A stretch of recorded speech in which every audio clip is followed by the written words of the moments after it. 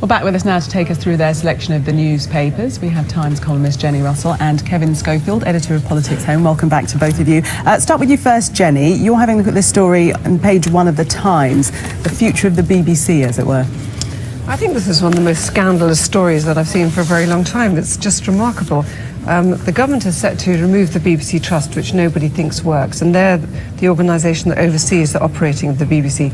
Everyone was expecting that that body would be replaced by Ofcom, which regulates ITV. Instead of which, the government is bringing in a new body, which is actually going to oversee the BBC's output, including its news output, and it's expecting to be able to appoint the chairman, the deputy chairman, at least 4 non-executive directors on the board.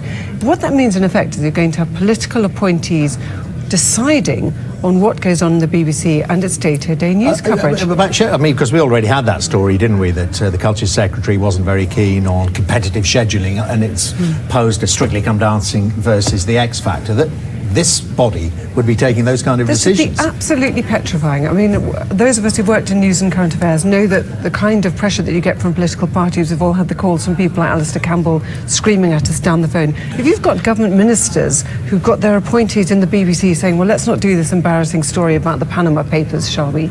Or shall we not do Jeremy Corbyn and the anti-Semitic links if it were a Labour government that was in power?